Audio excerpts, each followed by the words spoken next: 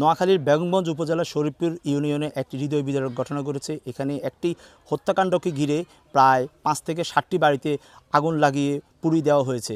আমরা স্থানীয়ভাবে জানতে পেরেছি যে গতকাল নোয়াখালীর বেগমগঞ্জ শরীফপুর ইউনিয়নের মুন্সিহাট বাজারে রাকিব নামে একটি ছেলেকে হত্যা করেছে স্থানীয় কিছু দুর্বৃত্তরা, এবং এরই ধারাবাহিকতায় আজ সকাল ১১টা বাজে ওই যারা হত্যাকাণ্ডের সাথে জড়িত ছিল বা যারা অভিযুক্ত তাদের বাড়িতে আগুন লাগিয়ে দেওয়া হয়েছে। এখন আমি আপনাদেরকে যেটা দেখাতে চাচ্ছি যে একদম আগুনের লেলিহান শিখা এখনও জ্বলছে প্রতিটি বাড়িতে। আমরা যতদূরই যাচ্ছি প্রত্যেকটি বাড়িতে কোথাও ভাঙাচূরা এবং কোথাও আগুন লাগিয়ে পুড়িয়ে দেওয়া হয়েছে। আমরা বেগমগঞ্জ উপজেলার বেগমগঞ্জের ইউনো এবং বেগমগঞ্জের অফিসার ইনচার্জ শামসুজ্জামান, তার সাথে আমি কথা বলেছি। তিনি আমাদেরকে জানিয়েছেন যে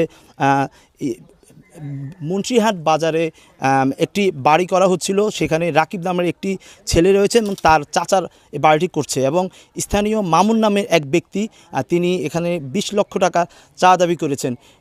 এই চাঁদা দাবির পরিপ্রেক্ষিতেই এই রাকিব দিতে অস্বীকৃতি প্রদান করেন এবং সে স্থানীয়ভাবে গিয়ে এটা সমঝোতার চেষ্টা করেন, এবং এরই প্রেক্ষিতে তাকে সে যখন সমঝোতা করে বাড়ি ফিরে আসছিল পথে কিছু দুর্বৃত্তরা তার উপরে আঘাত করে, তার মাথায় কুপিয়ে তাকে একদম মাথার মগজ বের করে ফেলে। এরই ধারাবাহিকতা তাকে যখন হসপিটাল নেওয়া হয়, হসপিটাল নেওয়া হলে ডাক্তাররা তাকে মৃত ঘোষণা করে।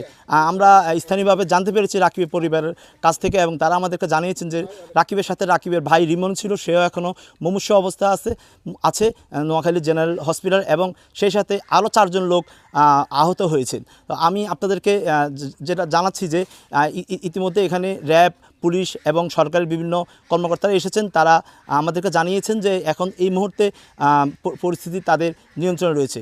এই ছিল নোয়াখালীর বেগমগঞ্জ উপজেলার শরীফপুর ইউনিয়নের আমার কাছে থাকা সর্বশেষ।